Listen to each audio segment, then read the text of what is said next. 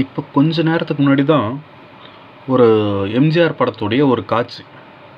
அந்த படம் எப்போ எடுத்திருக்காங்கன்னா 1967 அந்த படம் வந்திருக்கு. இப்போ அந்த படத்தில் அந்த காட்சி என்னன்னு கேட்டிங்கன்னா, ஒரு ஏதோ ஒரு கொலை நடந்திருக்கும். அந்த கொலை வந்து எம்ஜிஆர் மேலே பழி விழுந்துடும். எம்ஜிஆர் வந்து வேறு பேரில் ஐடென்டிட்டியை மாற்றிக்கிட்டு, சிங்கு மாதிரி தாடிலாம் ஒட்டிக்கிட்டு, சிங்கு மாதிரி டர்பன்லாம் கட்டிக்கிட்டு அவர் வந்து போலீஸ் டிபார்ட்மெண்ட்டில் ஜாயின் பண்ணியிருப்பார். போலீஸ் டிபார்ட்மெண்ட்டில் ஜாயின் பண்ணி அந்த கொலையை இன்வெஸ்டிகேஷன் இவரே பண்ணுவார். கடைசியில் இவர் மாட்டிக்குவார். இவர் வந்து இந்த போலீஸ் டிபார்ட்மெண்ட்டில் ஏமாற்றி ஜாயின் பண்ணியிருக்கிறாரு அப்படின்னு சொல்லிட்டு மாட்டிட்டு அவரை வந்து கோர்ட்டில் ஒப்படைப்பாங்க. இவர் கொலை குற்றவாளி, இவர் வந்து போலீஸ் டிபார்ட்மெண்ட்டை ஏமாற்றி ஜாயின் பண்ணியிருக்காரு அப்படிங்கும்போது அப்போ அந்த நீதிபதி என்ன சொல்லுவார்னா, நீங்கள் இந்த வழக்கு வந்து கொலை குற்றத்துக்காக மட்டும்தான் இந்த வழக்கு, அதுக்காக மட்டும்தான் நீங்கள் விசாரிக்கணும். போலீஸாக அது வந்து ஆள் மாறாட்டம் பண்ணி ஜாயின் பண்ணியிருக்காருன்னா அது வேறு வழக்கு, அது போலீஸ் டிபார்ட்மெண்ட்டு தான் விசாரிக்கணும் அப்படிம்பார். என்னடா இது, நீதிமன்றத்தில் இப்படி நடக்குதா? இப்படி சரி, அதாவது நீதிமன்றத்தில் இப்படி நடக்கும், ஏன்னா நம்மளுடைய லா அப்படி இருக்குது. சரி, அதுக்கப்புறம் என்னென்னா எம்ஜிஆர் கேட்பார், இந்த மாதிரி நான் ஒரு கொலை குற்றம் சுமத்தப்பட்டவன், நான் வந்து மற்றவங்கள கேள்வி கேட்க முடியுமா அப்படின்னு கேட்டதுக்கு அந்த நீதிபதி ஒரு பதில் சொல்லுவார். என்னென்னா, இந்த கொலை குற்றம் சாட்டப்பட்டவர்களுக்கு ஒரு பேர் இருக்குது, அதுதான் அன்டச்சபிள் காட். நீங்கள் வந்து தொட முடியாத கடவுள், உங்களை யாரும் தொட முடியாது. ஏன்னா குற்றம் சுமத்தப்பட்டு இருக்கிறவங்க வந்து தொட முடியாத குற்றவாளின்னு இந்த சட்டத்தில் பேர் இருக்கான். இது எப்போது 1967 இதெல்லாம் அந்த படம் வந்தது. அந்த டைமில் நடக்குது. எதுக்காக இதை சொல்கிறேன்னா, இப்போ மும்பையில் ஒரு பொண்ணு ஒன்று, அவங்க அப்பா வந்து ஐஏஎஸ் ஆஃபீஸர், இந்த பொண்ணு வந்து ட்ரைனிங் ஐஏஎஸ் ஆஃபீஸர். இது ஆடி காரில் சைரன் வச்சு போயிருக்கு. இப்போ இதை வந்து என்ன சொல்கிறாங்க, இந்த பொண்ணு வந்து கண்ணு தெரியாதுன்னு சர்டிஃபிகேட் வாங்கி ஜாயின் பண்ணிடுச்சு. அப்புறம் ஷெட்யூல்டு சர்டிஃபிகேட்டை வாங்கி அதர் கேஸ்ட் இவங்க, ஆனால் ஷெட்யூல்டு கேஸ் எஸ்சின்னு சொல்லி வேலை வாங்கிட்டாங்க. அப்புறம் கண்ணு தெரியாதுன்னு சொல்லி வேலை வாங்கிட்டாங்க அப்படின்லாம் அந்த பொண்ணு மேலே ஏகப்பட்ட கேஸை போட்டு அந்த காரை பறிமுதல் பண்ணிலாம் வச்சுருக்காங்க. அது என்ன உண்மையா பொய்யான்னு நமக்கு தெரியாது. அந்த பொண்ணு ஏமாற்றி வந்திருக்கு அப்படின்னா இதை வந்து இவனுங்க எப்படி இவ்வளோ தைரியமாக நியூஸ்லலாம் சொல்கிறாங்க? அப்போ ஒரு நாட்டில் ஐஏஎஸ் கலெக்டர் பதவிங்கிறது எவ்வளோ பெரிய பதவி. அந்த பதவியை வந்து எவ்வளோ ஃபில்டர் பண்ணுவாங்க. அதுக்கு தனியாக கோச்சிங் கிளாஸு, அதை பல வருஷமாக எழுதுவாங்க எக்ஸாம். கோச்சிங் கிளாஸ் ஐஏஎஸ் கேள்வி அப்படின்னாலே ஒரு பதட்டமாக இருக்கும். இந்த மாதிரி கொஸ்டின்ஸ்லாம் ஐஏஎஸில் கேட்பாங்க அப்படிம்பாங்க. அவ்வளோ டிஃபிகல்ட்டான கொஸ்டின்ஸ்லாம் கேட்பாங்க. அந்த மாதிரி ஒரு பதவியில் எப்படி அசால்ட்டாக ஒரு பொண்ணு ஜாயின் பண்ண முடியும், ஏமாற்றி ஜாயின் பண்ண முடியும்? அப்போது அந்த பொண்ணு அசால்ட்டாக ஏமாற்றி ஜாயின் பண்ணியிருக்குன்னா அப்புறம் எதுக்கு இந்த எக்ஸாம்லாம்? இது ஒன்று. அடுத்தது நீட் எக்ஸாம்னு ஒன்று வச்சாங்க. முதல்ல என்ன பண்ணாங்க, நீட் எக்ஸாம் கொண்டு வரும்போது வேணான்னு சொன்னோம். நம்ம இங்கே போராட்டம்லாம் வெடிச்சது. நீட் எக்ஸாமே வேணாம் அப்படின்ட்டு நம்ம போராட்டம் பண்ணதும் அதுக்கு அடுத்த வருஷம் என்ன பண்ணாங்க, இங்கே தமிழ்நாட்டு மாணவர்கள் எல்லாத்தையும் டெல்லி, ஹரியானா, ராஜஸ்தான் இப்படி போட ஆரம்பிச்சிட்டாங்க. அப்படி போட்டதும் நம்ம என்ன கேட்க வேண்டியதாகி போச்சு, எப்பா வேணான்னு சொன்னோம், இப்போ குறைஞ்சபட்சம் எக்ஸாம் நீங்கள் வைக்கிறேன்னு முடிவு பண்ணிக்க, குறைஞ்சபட்சம் எங்கள் ஊருக்குள்ளேயே வைங்க, தமிழ்நாட்டுக்குள்ளேயே வைங்க, அவங்க ஊர்லேயாவது எக்ஸாம் சென்டர் ஒதுக்குங்க அப்படின்னு சொல்ல ஆரம்பிச்சிட்டோம். இது எப்படி இருக்குது? கபாலி படம் வந்தப்போ கபாலி படம் நல்லா இல்லை அப்படின்னு சொன்னோம்.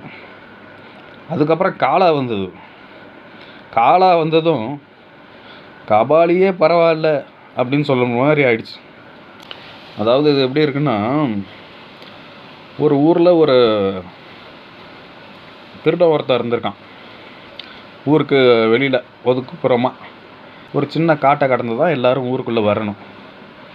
அப்போது அந்த திருடன் என்ன பண்ணுவான், வர்றவங்களெல்லாம் வழிமறித்து இருக்கிற நகை பணம் எல்லாத்தையும் பிடுங்கிட்டு விட்டுருவான். அவன் ஒரு நாள் வயசாகிடுச்சு, சாக போகிற நேரத்தில் அவன் பையனை கூப்பிட்டு, மகனே, நான் வயசாகி போச்சு, எனக்கு நான் இன்னும் கொஞ்ச நாள் தான் உயிரோடு இருப்பேன். இந்த ஊரில் எல்லோரும் என்னை ரொம்ப மோசமானவன், ரொம்ப கெட்டவன் அப்படின்னு என்னை சொல்கிறாங்க. எப்படியாவது நீ தான் எனக்கு நல்ல பேர் எடுத்து கொடுக்கணும் அப்படின்னு சொல்லிட்டு அந்த ஆள் செத்து போயிட்டார். இப்போ அந்த பையன் என்ன பண்ணியிருக்கான், இவன் அந்த ஊருக்கு வெளியில் ஒதுக்குப்புறமா அந்த இடத்துல தானே இருக்காங்க. ஊருக்கு உள்ளே வர மக்கள் எல்லாருக்கிட்டேயும் நிறுத்தி மிரட்டி உருட்டி கத்தியை காமிச்சு இருக்கிற பணம் நகை எல்லாத்தையும் எடுத்துகிட்டு வாங்கிக்கிட்டு மேற்கொண்டு அவங்க ட்ரெஸ்ஸையும் கழட்டிட்டு போங்கடா ஊருக்கு அப்படின்னு இருக்கான். இப்போ என்ன ஆகிப்போச்சு, இப்போ ஊருக்குள்ளே வந்தவன்லாம் எப்படி பேச ஆரம்பிச்சிட்டான்னா, இப்போ இருக்கிறானுக்கு திருடன் ட்ரெஸ்ஸை கூட உருவிட்டு விட்டுறான்ப்பா, இவங்க அப்பாவே எவ்வளோ தேவலாம் அப்படின்ட்டு சொல்ல ஆரம்பிச்சிட்டாங்க. அதாவது அந்த ஆளே எவ்வளோ நல்லவன், அவனே பரவாயில்ல, வெறும் நகையும் பணத்தை மட்டும் தான் விட்டுவான், இவன் ரொம்ப மோசமானவனாக இருக்கான் அப்படிங்கிற வேணான்னு சொன்னோம். அடுத்தது குறைஞ்சபட்சம் எங்கேயாவது வைங்கடா அப்படின்னோம். ஆனால் அதுக்கு எவ்வளோ பில்டப்பு, பிள்ளைங்கள ட்ரெஸ்ஸை கழட்டி செக் பண்ணுறது, காதுக்குள்ளே ஆள் போய் செக் பண்ணுறது, உள்ளே போயிடுவானுங்க போல இருக்குது. அங்கே செக் பண்ணுறது, இங்கே செக் பண்ணுறது, அந்த ரங்கத்தில் செக் பண்ணுறது, இதை உள்ளாடையை கழட்டி வைக்க, இது எவ்வளோ கேவலமாக பண்ணானுங்க. திருவாணி ஓட்டை, காதில் இருக்கிற திருவாணி ஓட்டை, அந்த திருவாணி ஓட்டையில் என்ன பிட்டு வச்சுருவீங்க, ஏகப்பட்டதை படிக்கணும், அதில் எப்படி பிட்டு எடுத்துகிட்டு போக முடியும்? அதுக்கு மிலிட்ரி செக்கிங்கு, ஆர்மி ஆள் நிற்கிறான், போலீஸ்காரன் நிற்கிறான், இத்தனை செக்கிங்கு வேறு இந்த எக்ஸாமுக்கு. கடைசியில் ஒருத்தன் மாட்டினான், கொஸ்டின் பேப்பர்லாம் இவங்க லீக் பண்ணிட்டாங்க அப்படிங்கிறாங்க. ஏண்டா அவ்வளோ செக்கிங் பண்ணுறீங்க பசங்களை, கடைசியில் கொஸ்டின் பேப்பர் லீக் பண்ணிட்டாங்கிறீங்க, இதெல்லாம் எப்படி இருக்குது? ஐஏஎஸ் எக்ஸாமில் முறைகேடுனா ஏமாற்றி ஒருத்தி ஜாயின் பண்ணியிருக்கிறா ஒரு பொண்ணு, அதை வெக்கம் இல்லாமல் நியூஸில் வேறு போட்டு சொல்கிறீங்க. நீட் எக்ஸாமில் அவ்வளோ கெடுபிடி, அது எப்படி ஒருத்தவன் எக்ஸாம் பேப்பர் கொஸ்டின் பேப்பரே லீக் பண்ணுறான்? அந்தளவு பாதுகாப்பு. இன்னொன்று இதோட பயங்கரம் என்னென்னா, சிபிஐ ஆஃபீஸில் 100 கிலோ தங்கம் காணோம் லாக்கரில் இருந்து. இது கொஞ்ச நாளைக்கு முன்னாடி வந்த செய்தி தான், இதெல்லாம் மறந்துருப்பீங்க எல்லோரும். இப்போ ரீசண்டாக வந்த செய்தி என்னென்னா, ஏதோ நார்த் இந்தியாவில் ஒரு கோயிலில் ஒரு 35 இந்த தங்க ஓடுலாம் போடுவாங்க இல்லையா, கூரை, தங்க கூரை, அந்த தங்க கூரையெல்லாம் எடுத்துட்டு பித்தளை கூரையை வச்சுருக்காங்க. அதை கோயிலேருந்து தூக்கிட்டு போயிருக்கானுங்க பாருங்கள். இது ஒன்றா. அடுத்தது இது ஒன்றும் பயங்கரமாக இருக்கும். 1500 கிலோ தங்கம் இவங்க திருட ராடுமென்ட்டு சொல்லுவாங்களாம் போலீஸ் வட்டாரத்தில். இதெல்லாம் ராடுமேன், அந்த திருடன் அந்த பையனுக்கு பேர் ராடுமேன்னு பேரான். எப்படி இவங்க பேர் வச்சுருக்கிறாங்க, வச்சது ஓகே, பிரபலம், திருடர்கள் மத்தியில் ராடுமேன் பிரபலம் அப்படிங்கிறாங்க. அதை இவருன்னு பேசுகிறாங்க போலீஸ்காரங்க. அவர் அவங்க கூட்டாளிகளோட இரவு நேரத்தில் போவார். எந்த வீட்டில் கோலம் இல்லையோ அந்த வீட்டை ராடை வச்சு திறந்து உள்ளே போவார். இருக்கிறவங்கள அங்கே கட்டி போட்டு ஹிந்திலையும் சமீக பாஷையிலையும் பேசி ஹிந்திக்காரங்களை மாதிரி அங்கே கொள்ளடிச்சிட்டு வந்துடுவார் அப்படிங்கிறார். அந்த திருட ராஜபாளையத்தில் 4 கோடி ரூபாய் ஒரு மில்லு ஒன்று விலைக்கு வாங்கியிருக்கா, அப்படி ஸ்பின்னிங் மில்லு. என்ன கேட்டிங்கன்னா, நான் அந்த திருடனை பாராட்டுவேன். இவன் எவ்வளோ தேவலாம். நான் ஏற்கனவே ஒரு கதை சொன்னேன் இல்லையா, அந்த மாதிரி மற்ற திருடனுங்க இருக்கானுங்க இல்லையா, நார்த்து வடக்கனுங்க, அவனுங்க வந்தானுங்கன்னா இந்த தீரன் அதிகாரம் 1 வந்தானுங்களே, அவனுங்களும் ராடுமேன் அந்த குரூப் தான். அவனுங்க என்ன பண்ணுவானுங்கன்னா, வீட்டை உடச்சி இந்த தட்டி உள்ளே போயிட்டு இருக்கிறவங்களாம் அடித்து கொன்னுடுவானுங்க. இரும்பு கம்பியால் அடித்து கொன்னுட்டு, சின்ன குழந்தையாக இருந்தாலும் சரி, பெரிய வயசானவங்களாக இருந்தாலும் அடித்து கொன்னுட்டு இருக்கிறத சுருட்டிட்டு போயிடுவானுங்க, எல்லாத்தையும் எடுத்துகிட்டு போயிடுவானுங்க. ஆனால் இவனுங்க தமிழ்நாட்டுக்காரனுங்க, மதுரையாக இந்த ராஜபாளையம் ஆளுங்க இவனுங்க வந்து என்னென்னா கட்டி போட்டு ஆள் இல்லாத வீடாக மேக்ஸிமம் பார்ப்பானுங்களாட்டுக்கு. யாராவது இருந்தால் அவங்கள கட்டி போட்டு அவங்கள எதுவும் செய்யறதில்ல. அது வரைக்கும் இவங்கள பாராட்டுவேன். அது இல்லாமல் இதோட ஸ்பெஷல் என்னென்னா, அந்த கொள்ளை அடித்த காசை எல்லாத்தையும் போயிட்டு ஒரு மில்லு வாங்கி பல பேருக்கு வேலை வாய்ப்பு கொடுத்துருக்காங்க பாருங்கள். அது கூட ஒரு பாராட்டக்கூடிய விஷயம் தானே. இதில் இன்னும் ஒரு ஹைலைட்டான விஷயம் என்னென்னா, இந்த திருடன் அந்த பையன் இருக்கான் இல்லையா, அவனுடைய ஒய்ஃப் வந்து மதுரை ஹைகோர்ட்டில் லாயராம், வக்கீல். அவங்க தான் பிளான் போட்டு கொடுத்துருக்காங்களாம். ஒவ்வொரு இதுக்கும் ஸ்கெட்சு போடுறது அவங்க தான் இதெல்லாம் பண்ணுவாங்களாம். இவரை காப்பாற்றி விடுவாங்களாம். எப்படி ஒரு லாயர், இப்போ லாயர்லாம் எதுக்காக இருக்காங்க? குற்றவாளிகளை காப்பாற்றுறதுக்கு தான் லாயர் இருக்காங்க. அப்போது குற்றவாளிகளை இவங்கெல்லாம் குற்றவாளின்னு தெரியுது, காப்பாற்றுறதுக்குன்னு ஒரு டிபார்ட்மெண்ட்டு தேவையா, அவசியமாகுது. அதுக்கப்புறம் பார்த்திங்கன்னா நியூஸ்லலாம் பார்க்கலாம் நீங்கள்.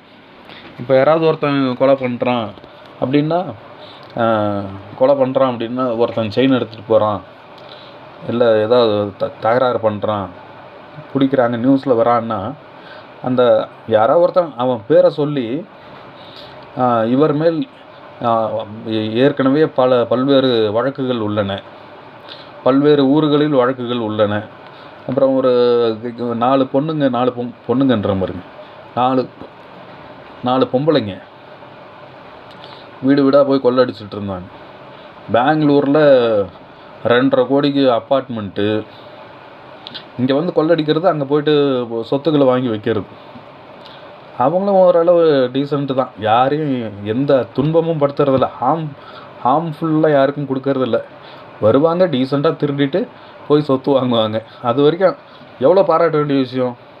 ஏன்னா இந்த செயின் இருக்கிறானுங்க இல்லையா, அவனுங்களை பாருங்களேன், செயின் இருக்கிறது பொம்பளைங்க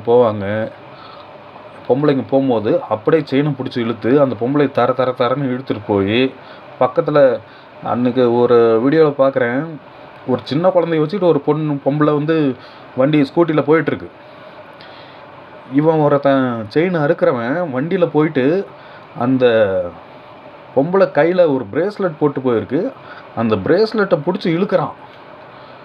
டிராஃபிக்கான ரோடு, அந்த பொம்பளை முன்னாடி குழந்தை இருக்குது, சின்ன பையன் 1வது படிப்பாம்பளை இருக்குது. சப்போஸ் இவன் அந்த கையை, இப்போ நம்ம பைக்கில் போகும்போதே பின்னாடி உட்காந்துருக்கிறவன் நம்ம தோள்பட்டையை திடீர்னு பிடிச்சானா பேலன்ஸ் மிஸ் ஆகும். அப்போ யாராவது வண்டி ஓட்டிகிட்டு இருக்கும்போது கையை பிடிச்சி இழுத்தா பேலன்ஸ் மிஸ் ஆகுமா, ஆகாதா? நல்ல வேலையாக அந்த பொம்பளை பேலன்ஸ் பண்ணிடுச்சு. சப்போஸ் பின்னாடி ஒரு லாரி வந்து மேலே ஏறி இருந்தால் என்ன இருக்கும்? செயினை பிடிச்சி இழுக்கிறான், தரன்னு ரோட்டில் விழுந்து அந்த பொம்பளை, ஏதோ ஒரு பஸ்ஸோ காரோ பின்னாடி வந்தால். இந்த மாதிரி திருடனுங்க இருக்கானுங்க இல்லையா, அவனுங்க ஏற்கனவே பல்வேறு வழக்குகள் இருக்குது அப்படின்னு நியூஸில் சொல்கிறான். இதை எப்படி சொல்கிறானுங்க எனக்கு புரியலை. ஏற்கனவே 10 வழக்கு, 15 வழக்கு, 20 வழக்கு இருக்கிறவன்லாம் வெளியில் சுற்றுறான். ஆனால் அதையும் பெருமையாக நியூஸில் வந்து போலீஸ்காரங்க பிடிச்சதும், இவர் மேலே ஏற்கனவே இந்த ஊர்லலாம் வழக்கு இருக்குது அப்படின்னு போலீஸ்காரங்களே சொல்கிறாங்க. இது வெக்கப்படாமல் சொல்கிறாங்க. இது எப்படி, இது என்ன மாதிரியான சட்டம், எனக்கு ஒன்றும் புரிய மாட்டேங்குது இது வரைக்கும். ஒரு டைம் ட்ரெயினில் ஒரு பொண்ணு நின்றுட்டு இருந்திருக்கு, மொபைலை பார்த்துட்டு நின்றுட்டு இருந்திருக்கு. ஒருத்தன் மொபைலை பறிச்சுட்டு ஓடிட்டான். அப்போ வந்து அந்த பொண்ணு வந்து கீழே விழுந்து பின் மண்டையில் அடிபட்டு செத்து போச்சு. சின்ன பொண்ணு தான், காலேஜ் படிக்கிற பொண்ணு, சென்னையில். அப்போது போலீஸ்காரங்க என்ன சொல்கிறாங்க, பெண்கள்லாம் வந்து ட்ரெயினில் சென்டராக இருக்கிற கம்பார்ட்மெண்ட்டில் ஏறுங்க, அதுதான் பாதுகாப்பு. கடைசி பெட்டியிலையும் முன்னாடி பெட்டியிலலாம் ஏறாதீங்க. அப்போ வந்து இந்த மாதிரி திருடங்க வந்து பறிச்சுட்டு போகும்போது ஏதாவது செயினை பறிச்சுட்டு போயிடுவாங்க, இல்லை மொபைலை பறிச்சுட்டு போயிடுவாங்க அதனால தான் இந்த ஆபத்தெல்லாம் நடக்குது, அதில் விழுந்து தான் இந்த மாதிரி இறந்து போச்சு, அதனால் நீங்கள் போய்ட்டு சென்டர் கம்பார்ட்மெண்ட்டில் இருங்க. அப்புறம் எனக்கு போலீஸு இல்லை என்ன பாதுகாப்புன்னு கேட்குறேன். இப்போது அவங்கவுங்க பாதுகாப்பாக இருந்துக்குங்க அப்படின்னு சொன்னால் அதுக்கு எதுக்கு வரி பணத்திலேருந்து போலீஸ்காரங்களுக்கு, இந்த நீதிபதிகளுக்கு, இந்த இவங்களுக்கெல்லாம் சம்பளம் கொடுத்துக்கிட்டு? இதோ எந்த பிஸ்னஸும் கிடையாது. போன மாதம் ஒரு 500 இந்த மாதம் ஒரு 500 ஜிஎஸ்டி கட்டினேன். இந்த ஜிஎஸ்டி வரி இந்த மட்டை எல்லாம் யாருக்கு போகிறது? இந்த போலீஸ்காரங்களுக்கு, எல்லா கவர்மெண்ட் அதிகாரிகளுக்கு தானே. அப்போ நான் எதுக்கு இந்த டிபார்ட்மெண்ட்டுக்கு தேவையில்லாமல் நான் எதுக்கு சம்பளம் கொடுக்கணும்? புரியுதா? குற்றவாளிகள் வந்து இருக்கிறாங்க, இருக்கட்டும். 10 வழக்கு 20 வழக்கு வெளில சுற்றுறாங்க, சுற்றட்டும். என்ன இப்போது நான் பாதுகாப்பாக இருக்கணும். சரி, வெளியில் கல் கிடக்கும், காலில் இடிச்சிக்காமல் நான் தான் பார்த்து நடக்கணும், பாதுகாப்பாக இருக்கணும். சரி, இந்த லாஜிக் நான் ஓகே அக்செப்ட் பண்ணுறேன், நான் ஏற்றுக்கிறேன், இந்த லாஜிக்கை நான் ஏற்றுக்கிறேன். ஆனால் அதெல்லாம் இருக்கும், நானே பாதுகாப்பாக நடந்துக்கிறேன் அப்படின்னா எதுக்கு செருப்பு? செருப்பை எதுக்கு ஒருத்தன் செருப்பை விற்கிறான், அது எதுக்கு நான் வாங்கணும்? அந்த ஒரு கேள்வி வருது இல்லையா? அன்னைக்கு கோயம்புத்தூரில் காரில் வந்து செயின் பறிக்கிறான் ஒருத்தன். காரில் வந்து செயினை பறிச்சுட்டு அந்த பொம்பளை தரன்னு இழுத்துட்டு போகிறான். அது சிசிடிவியில் ரெக்கார்டாக இருக்குது. இப்போ அந்த இதுக்கு போலீஸ்காரங்க ஒரு விளக்கம் கொடுக்குறாங்க என்னன்ட்டு. எவ்வளோ பெரிய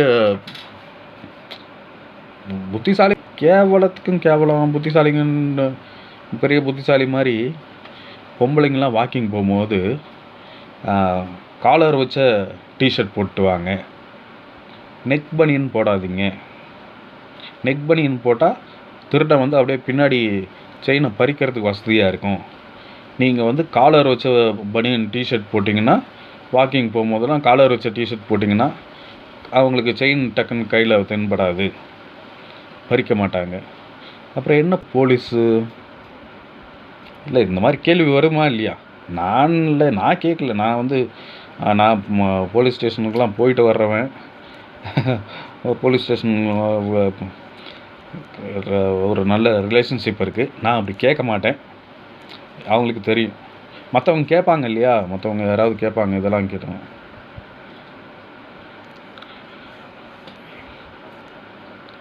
இது அப்புறம் இன்னும் நிறைய சம்பவம் இருக்குது, நிறைய இருக்குது. இந்த சட்டம் எல்லாம் ஒரு மீட்டிங்கில், கோயம்புத்தூரில் ஒரு மீட்டிங்கில் வந்து இவர் பேசுகிறார், டிஜிபியா கமிஷனர்னு நினைக்கிறேன், பேசுகிறார். போலீஸ்காரங்க எல்லாம் வந்து ஒரு income source, extra income source வச்சுக்கணும். அதுக்கு வந்து நீங்கள் யோகா பயிற்சி கூட நீங்கள்லாம் சொல்லிக் கொடுக்கலாம், அதுக்காக நீங்கள் பயிற்சி எடுத்துக்கோங்க, மற்றவங்களுக்கு சொல்லிக் கொடுக்கலாம் அப்படின்ட்டு ஏதோ ஒரு யோகா கிளாஸ்லாம் கண்டக்ட் பண்ணி இது கொடுத்தாங்க. அதுக்கப்புறம் பார்த்தா நான் அங்கேயே கண்ணுக்கு எதிரில் அற்புதமான ஒரு இதெல்லாம் இருக்குது. என்னென்னா, அந்த கிரவுண்டுக்கு வெளியிலே வந்து ஏகப்பட்ட வண்டி, சீசிங் வண்டி இருக்குல்ல, சீசிங் வண்டி அதை போட்டு வச்சுருக்காங்க. எல்லாம் மக்கி மண்ணாக போய் அதில் ஒரு 4-5 லாரி, பஸ்ஸு, காரு, எத்தனை பைக்கு. நான் வந்து ஏற்கனவே நிறைய ஒரு 2-3 வீடியோ போட்டிருக்கேன். ஆனால் யார்கிட்ட சொல்கிறதுன்னு தெரில. நான் இந்த மாதிரி ஏதாவது எனக்கு இந்த சமூகத்தை பார்த்து ஒரு புலம்புறதை தவிர வேறு என்ன இருக்குது எனக்கு? ஏண்டா, அப்போ கூட இன்னொரு வீடியோவும் போட்டேன், ஒரு போலீஸ்காரர்கிட்ட கூட சொன்னேன் நான், இது வந்து இதெல்லாம் சட்டங்க அப்படின்ட்டார் அவர். அந்த சட்டத்தை மாற்றுங்க. யார் அந்த சட்டத்தை மாற்றுறதுக்கான அதிகாரம் யார்கிட்ட இருக்குது? அவங்களுக்கெல்லாம் இப்படிலாம் தோணவே தோணாதா? அதாவது ஒருத்தன் வந்து மாட்டிக்கிட்டான், ஏதோ ஒன்று சாராயமோ ஏதோ ஒன்று கடத்திட்டு வந்து ஒரு வண்டி மாட்டிக்கிச்சு. அந்த வண்டியை பிடுங்கி வச்சிடுறீங்க, சீஸ் பண்ணி வச்சிடுறீங்க. அந்த சீஸ் பண்ண வண்டியை, அந்த கேஸ் எப்போ முடியுது? அந்த சீஸ் பண்ண வண்டியை ஒரு இப்போ தான் நிறைய வழிவகை இருக்குது. அந்த வண்டியை ஒரு கவர்மெண்ட்டே ஒரு அப்ளிகேஷன், இந்த ஊபர், ரேப்பிடோ மாதிரி ஒரு டிரான்ஸ்போர்ட் சர்வீஸ்க்கு இந்த டாடா ஏஸ் வண்டிலாம் நிறையா இருக்குது, லாரிலாம் நிறையா இருக்குது, சீசிங் வண்டி, பஸ் இருக்குது. அதெல்லாம் என்ன பண்ணலாம், யாராவது இந்த பெரிய வண்டிலாம் யாராவது தொழில் பண்ணணும், ஆனால் வண்டி வாங்குறதுக்கு காசு இல்லாதவன், வேலை இல்லாதவன், ஏதாவது வண்டி இருந்தால் ஒரு வியாபாரம் பண்ணுவேன் அப்படிங்கிறவனுக்கு ஒரு சின்ன வாடகைக்கு அவனுக்கு கொடுத்து மாதம் மாதம் நீ இந்த வாடகை கொடுத்துரு, இல்லை டெய்லி இந்த வாடகை கொடுத்துரு அப்படின்னு சொல்லி அவன்கிட்ட கொடுத்தா அந்த வண்டியை அவன் மெயின்டைன் பண்ணிக்கிட்டும் இருப்பான். கேஸை முடித்தவுடனே வண்டிக்காரன் வந்து கேட்டால் வண்டி அவங்ககிட்ட பத்திரமா ஒப்படைக்கலாம். சப்போஸ் வண்டி ஏதோ ஒன்று இவன் போகிறது ஆக்சிடெண்ட் ஆகிடுச்சு, ஏதோ ஒன்று இதுன்னு அதுக்கு இப்போ இது இன்சூரன்ஸ் போட்டிருப்பாங்க. இன்சூரன்ஸ் கிளைம் பண்ணி வண்டியை ரெடி பண்ணி அந்த வண்டி ஓனர் வந்தானா அவங்ககிட்ட கொடுத்துடலாம். இல்லைன்னா வாடகை விட்டு அந்தந்த போலீஸ் ஸ்டேஷனுக்கோ, இல்லை மொத்தமாக இந்த ஊரில் இத்தனை கேஸ் பிடிச்சிருக்கோம், இத்தனை வண்டி இருக்குது, இதுக்கு இவ்வளோ வாடகை வந்திருக்கு அப்படின்றத ஒரு எக்ஸ்ட்ரா இன்கம்மாக போலீஸ்காரங்களே பிரித்து எடுத்துக்கலாம். அதை விட்டுட்டு போலீஸ் ஸ்டேஷனுக்கு வரவங்கிட்ட நீ போய்ட்டு இதை வாங்கிட்டு வா, பேப்பரை வாங்கிட்டு வா, டீயை வாங்கி கொடு, இந்த பேனா வாங்கிட்டு வா, பென்சிலை வாங்கிட்டு வான்ட்டு அவங்ககிட்ட இது பண்ணுறீங்க. அதுக்கு அந்த வீணாக போகிற வண்டி மக்கி போது நின்று அத்தனை கோடி ரூபா கடைசியில் எவனா ஒரு காயிலாங்கடைக்காரர் வந்து 1000 ரூபா, 100 ரூபா, 200 ரூபாய்க்கு வாங்கிட்டு போகிறான். அதுக்கு அந்த வண்டிகளை இப்படி ரெண்டலுக்கு விட்டாலாவது ஒரு பெரிய தொகை வரும். அதை போலீஸ்காரங்களுக்கு பிரித்து கொடுத்தா நல்லா இருந்துட்டு போகிறாங்க. அவங்களும் ஒரு சந்தோஷமாக வேலை செஞ்சுட்டு போகிறாங்க. அவங்களுக்கு வருமானம் பற்ற மாட்டேங்குது, லஞ்சம் வாங்குகிறாங்க. அதனாலேயே திருடனை அவனெல்லாம் வாங்கிட்டு விட்டுறாங்க. இதுவே அவங்களுக்கு ஒரு சரியான வருமானத்தை கரெக்டாக கொடுத்தோம்னா அவங்களும் நல்லா வேலை செய்வாங்க. திருடனா அவனை அடித்து நமுத்தி உள்ளே போட்டு வெளியிலே விடாமல் இருப்பாங்க. இந்த மாதிரிலாம் நிறைய விஷயம் இருக்குது. என்ன நீதித்துறை என்ன இந்தியாவில் ஏகப்பட்ட பில்டிங் அப்படியே பாதி கட்டி பாதி கட்டாமல், உள்ள ஒரு ஃபுல் வீடு கட்டி முடித்தது பூட்டு போட்டு பாழடைஞ்சு எல்லாம் கேஸ், எல்லாம் அண்ணன் தம்பி கேஸு, இந்த சொத்து தகராறு, இந்த மாதிரி வர கேஸை அந்த வீட்டை கவர்மெண்ட்டே அண்டர்டேக் பண்ணி அதை கவர்மெண்ட்டே வாடகை விட்டு அந்த வாடகையை கவர்மெண்ட்டு எடுத்துக்கிட்டு ஒரு இன்கம், அது ஒரு இன்கம், அது ஒரு பொருளாதாரம் பண்ணலாம். ஆனால் கேட்டால் சட்டங்கிறானுங்க, இதுங்கிறானுங்க, இது பண்ணக்கூடாதுங்கிறானுங்க. ஏன்டா நிறுத்தி வீணாக போகுது, அதெல்லாம் இது தெரியல. எடுத்து இப்போ கொடுத்தா அவன் போய் எங்கேயா இடிச்சிட்டா, பிடுங்கிட்டா, மயிரை பிடுங்கிட்டா, என்ன கதை பேசுகிறானு, என்ன சட்டம் இது எனக்கு சத்தியமாக எனக்கு புரியலை. எவ்வளோ நல்ல நல்ல அருமையான பிளான்லாம் இருக்குது. அதாவது ஒரு பொருளை வீணாக்கிறத விட ஒரு பெரிய என்ன சொல்கிறது பொருளாதார சீர்கேடுங்கிறது கிடையாது. அன்னைக்கெல்லாம் போய் பார்க்குறேன் போலீஸ் ஸ்டேஷனில் புது புது பைக்குங்க, வா அருமையாக இருக்குது புது புது பைக்கு. ஆனால் அதெல்லாம் என்னைக்கு கேஸ் முடிச்சு என்னைக்கு அவன் எடுத்துகிட்டு போகிறது நாடு. ஒரு பைக் திருடன் சின்ன பையன் ஒருத்தன் மாட்டினான். அவனை அதுவும் வீடியோ தான், என்கிட்ட மாட்டல, ஒரு வீடியோவில் அவனை அங்கே இருந்தவங்க வந்து அடித்து கேட்குறாங்க, என்னடா ஏன்டா அப்படின்னு. அப்போ அந்த பையன் சொல்கிறான், போலீஸ் ஸ்டேஷனா அங்கே இருந்தால் நான் வரேன், என்னை திருட சொன்னதே அவங்க தான் அப்படிங்கிறான். எப்படி? அதுக்கப்புறம் இது வந்து எத்தனை நாளைக்கு தான் அடுத்தவனே வேலை வாங்கிட்டு இருக்கிறது? இப்போ இவங்க செய்யணும் இல்லையா? ஏன்னா லாபம் கம்மியாக இருக்குது, அடுத்தவனை செய்ய விட்டால் லாபம் கம்மியாக இருக்குது.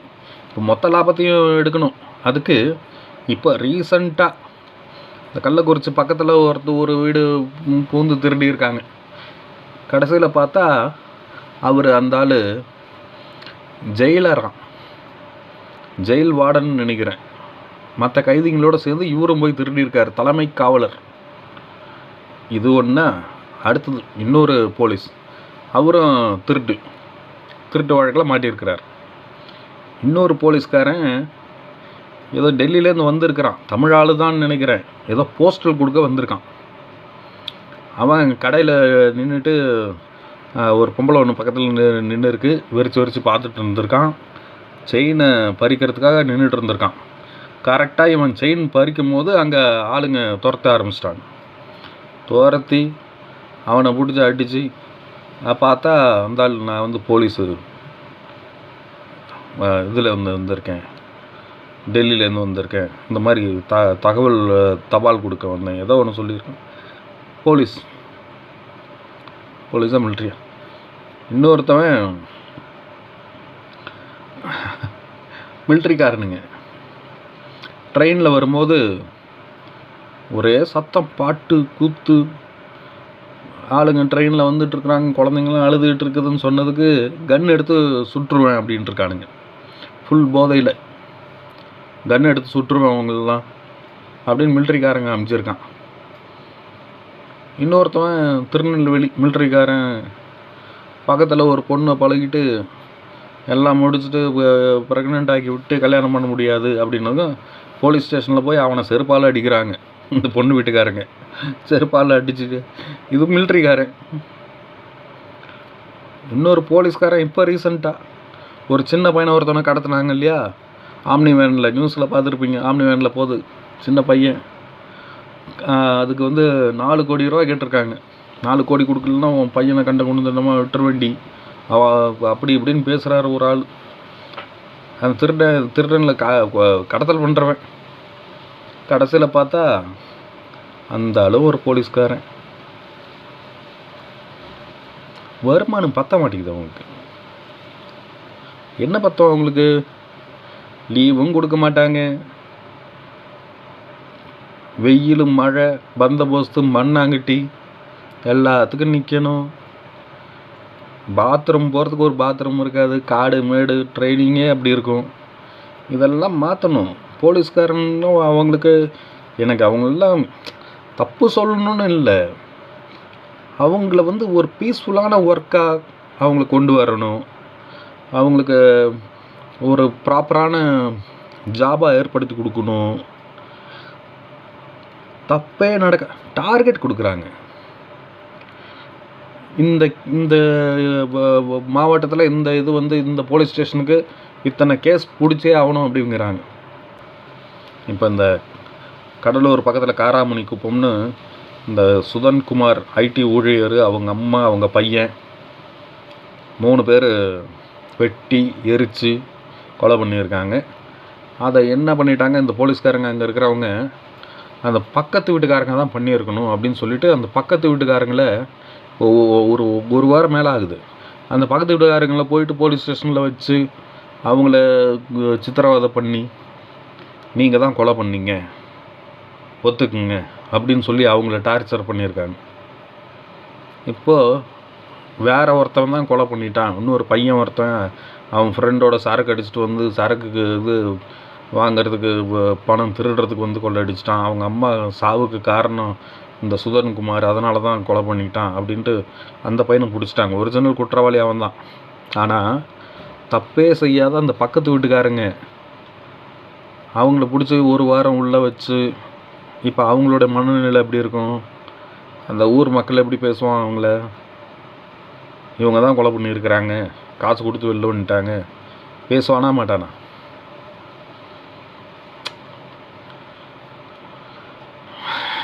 நிறைய விஷயங்களை மாற்றணும், மாற்றியே ஆகணும். எப்படி மாற்றுறது? இதெல்லாம் என்ன பண்ணால் மாறும்?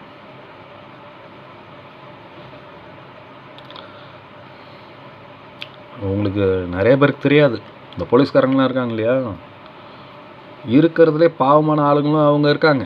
என்னென்னா, ஒரு லீவு கேட்டால் கூட கொடுக்க மாட்டாங்க. ஹையர் ஆஃபீஸர்ஸ் வந்து இவங்க போய் லீவு கேட்டால் கொடுக்க மாட்டாங்க. இந்த டானாக்காரன் படம் பார்த்தீங்களா? அப்போ அவனை டார்ச்சர் பண்ணும்போது அவன் என்ன பண்ணுறான், அவன் நம்மளை டார்ச்சர் பண்ணுறான். எனக்கு தெரிஞ்ச ஒரு ஆள் இருக்கிறாரு பாவம், இந்த தோல் ஸ்கின் பிரச்சனை அவருக்கு, கண்டிப்பாக ஹாஸ்பிட்டல் போயே ஆகணும். அவர் ஒரு 3 மாதம் அவர் கண்டிப்பாக லீவ், 3 மாதம் இல்லை 4 மாதம் லீவ் போட்டு கண்டிப்பாக ஹாஸ்பிட்டலில் அட்மிட் ஆகியே ஆகணும். இங்கே கோயம்புத்தூரில் தான் இருக்கார் அவர். ஆனால் ஏன் சார் இது கண்டிப்பாக போகணுங்க, இல்லைன்னா ரொம்ப பிரச்சனையாகிடும் அப்படின்னு நான் சொல்கிறேன். சார் இல்லை சார், லீவ் கொடுக்க மாட்றாங்க சார் அப்படிங்கிற. இது வேலை போனால் போயிட்டு ட்ரீட்மெண்ட் ரெடியா அப்படின்ட்டு அவர் சத்தம் போட்டு போலீஸ்காரர் தான் ரொம்ப கொடுமை பண்ணுவாங்க. யாரும் இந்த போலீஸ் வேலைக்கு போகிறேன் இதுக்கு போகிறேன்ட்டு போயிடாதீங்க. எனக்கு தெரிஞ்சு இது எல்லாம் ஒரு நல்ல அரசியல்வாதி வரணும், நல்ல ஒரு அரசியல் மாற்றத்தால் தான் இதெல்லாம் பண்ண முடியும்னு நினைக்கிறேன். பார்க்கலாம், இதுக்கு மேலே எல்லாம் கடவுள் தான். இனி ஏஐ வந்துருச்சு, ஆர்டிஃபிஷியல் இன்டெலிஜென்ஸ் வந்துருச்சு. இனி மனுஷங்களுடைய பிறப்பு விகிதமே கம்மியாயிடும். ஏன்னா நிறைய பேருக்கு வேலை இருக்காது. இந்த ஊட்டியில் போய் பாருங்கள், ஒரு வெயில் எப்படி அடிக்குதுன்னு பாருங்கள். இப்போ ஊட்டியிலே ஏசி போட ஆரம்பிச்சிட்டானுங்க. எதுக்காக சொல்கிறேன் அப்படின்னா, அங்கே இப்போ இந்த காட்டு எருமெல்லாம் வந்து நாய் மாதிரி வெளியில் தெரிஞ்சிட்ருக்கு. காடு இருந்தால் தான் அதோடைய வீடு, அதுக்கான உணவு அங்கே இருக்குது. அது இல்லாதப்ப அதோட இனம் அழியும். அந்த மாதிரி தான் மனுஷனும். இப்போ மனுஷன் வந்து என்ன பண்ணுறான்னா, மிஷின்ஸ் வந்தது, இப்போ ஏஐ தொழில்நுட்பம் வளர வளர ஏஐ பாதி வேலையை பார்த்துரும். இப்போ ஏஐ முழு வேலையும் பார்த்துரும். மனுஷங்களுக்கு வேலை இருக்காது. வேலை இருக்காதுன்னா சாப்பாடு இருக்காது. சாப்பாடு இல்லைன்னா கஷ்டப்பட்டவன் என்ன பண்ணுவான்? நம்மளே கஷ்டப்படுறோம். இப்போயே நிறைய பேருக்கு கல்யாணம் ஆகலை. அவன் என்ன பண்ணுவான்? இல்லை, எனக்கு கல்யாணமே வேண்டாம், எனக்கே வேலை கிடையாது, கல்யாணம் வேண்டாம் அப்படின்னு விட்டுருவான். சப்போஸ் கல்யாணம் ஆனவன் என்ன பண்ணுவான்? இப்போ தான் கல்யாணம் பண்ணியிருக்கான் அப்படின்னா, நம்மளே கஷ்டப்பட்டுட்ருக்கோம், குழந்த வேண்டாம் அப்படின்றோம். அப்போது மனுஷனுடைய ப்ரொடக்ஷன் கம்மியாகிடும். கம்மியாகுதுன்னா அந்த இனமே கொஞ்சம் கொஞ்சமாக அழிய ஆரம்பிச்சிடும், மனுஷனுடைய இனமே. நான் என்ன நினைக்கிறேன், இப்போது குரங்குலேருந்து மனுஷன் பரிணாம வளர்ச்சி அடைஞ்சு வந்தான் இல்லையா, இதுக்கு அடுத்தது மனுஷனா வருவானான்னு தெரியல. ஆனால் அடுத்த பரிணாம வளர்ச்சி எதுலேருந்து தரமா இருக்கும்? நாயிலேருந்து இருக்கும். நாய் கொஞ்சம் கொஞ்சமாக மாறி வேற ஒரு மனுஷனாவோ இல்லை இன்னொரு, அதாவது மனுஷன் ரேஞ்சுக்கு ஈக்குவலாக ஒரு உயிரினமாக வருவான்னு நினைக்கிறேன். ஏன்னா இப்போயே நான் நிறைய இடத்துல பார்க்குறேன், நாயை தூக்கி வச்சுட்டு புள்ள மாதிரி கொஞ்சிக்கிட்டு இருக்கிறாங்க, சாப்பாடு ஊட்டி விட்றாங்க, பெத்த பிள்ளைங்கள வெளில நிற்க வச்சிட்ருக்குறாங்க, நாயை தூக்கி வச்சுட்டு ஊட்டி விட்டுக்கிட்டு, அங்கே பாரு மாமா பாரு, நீ சாப்பிடலன்னா மாமா கிட்ட ஒன்று பிடிச்சி கொடுத்துருவேன் அப்படிங்கிறாங்க. நான்லாம் அரண்டு போயிட்டேன் அன்றைக்கி. அப்புறம் ஒருத்தர் இந்த காமெடி ஸ்டாண்டப் காமெடி பண்ணுவார், அவர் கூட சொன்னார், இந்த மாதிரி ஒரு வீட்டுக்கு போனேங்க, நாய் வந்து கடிக்காதுன்னாரு, அது வந்து கடிச்சு வச்சிருச்சு. அப்புறம் நாயை வந்து சொல்லிட்டுருக்காரு, ஏன்டா தங்கம், ஏன்டா இப்படி பண்ணுற பாரு, இப்போ பல்லெல்லாம் ரத்தக்கரை ஆகி போச்சு, இப்போ அப்பா அவனுக்கு மறுபடியும் பல்லு வலி கூடணுமா இல்லையா அப்படின்னு நாய்கிட்ட செல்லமாக கொஞ்சுறாரு, கடிஞ்சிக்கிறாரு நாயை. எனக்கு என்ன ஆச்சுன்னு ஒன்றும் கேட்கல அப்படிங்கிற. அந்த மாதிரி தான் நடக்குது, ஆக்சுவலாக நடக்குது. இந்த மாதிரி என் ஃப்ரெண்டுக்கே நடந்திருக்கு. கடிக்காதுன்னா அந்த நாய் கடிச்சு வச்சிருச்சு. அதுக்கப்புறம் நான் எதிர்பார்க்கலைங்க அப்படின்ட்டார் அந்த நாள். அந்த மாதிரி இப்போது ஒரு நாய் வந்து டெய்லி டியூட்டிக்கு போயிட்டு வர மாதிரி மும்பையில் ட்ரெயினில் காலைல கரெக்டாக அந்த ட்ரெயினில் ஏறுது, அந்த ஸ்டாப்பிங்கில் போகுது, ஒரு இடத்துல போயிட்டு இறங்குது, இன்னொரு ஸ்டாப்பிங்கில் சாயந்தரம் 4 மணிக்கு மறுபடியும் அங்கேருந்து அந்த ஏறுது, மறுபடியும் இங்கே வருது. இன்னொரு நாய் ரொம்ப வருஷத்துக்கு முன்னாடியே இருந்து அந்த நாய் என்ன பண்ணுதுன்னா, கடையில் போயிட்டு பிஸ்கட் வாங்குவாங்க ஒரு பேக்கரியில். அந்த பேக்கரியில் எல்லோரும் காசு கொடுக்குறத பார்த்துட்டு இதுவும் வந்து இலையை எடுத்துகிட்டு போய் காசுன்னு நினச்சிக்கிட்டு இலையை எடுத்துகிட்டு போய் கொடுத்து அந்த கடைக்காரரும் அதுக்கு பிஸ்கட் கொடுக்குறாரு. இப்போ வரைக்கும் அது நடந்துட்டு தான் இருக்குது. இதுக்கு போய் காஞ்ச இலையை ஒன்று எடுத்துகிட்டு போய் கொடுக்கும், காசு மாதிரி அவங்க பிஸ்கட் கொடுப்பாங்க. இது அப்புறம் இப்போ நாய்ங்களை வச்சு தான் பொழப்பே ஓடுது பல பேருக்கு.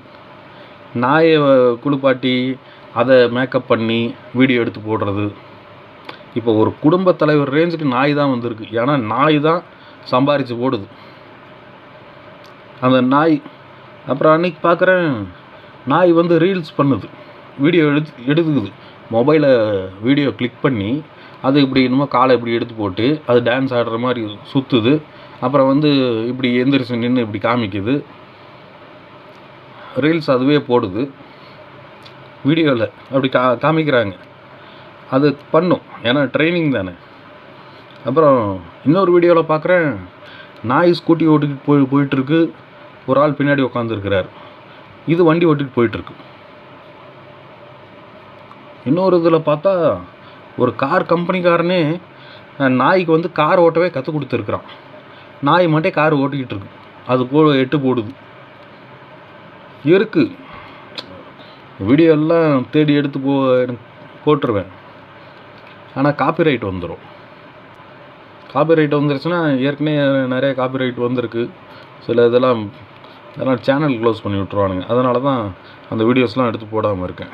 குரங்கு எப்படி பரிணாம வளர்ச்சி அடைஞ்சு மனுஷனாக வந்தானோ, அந்த மாதிரி அடுத்தது வந்து நாய் பரிணாம வளர்ச்சி அடைஞ்சு ஏதோ ஒரு உயிரினமாக, ஒரு அறிவு அதிகமாக, ஒரு நாகரிகமான, அதாவது மனுஷன் மாதிரி ஏதோ ஒரு உயிரினம் அடுத்தது வரும்.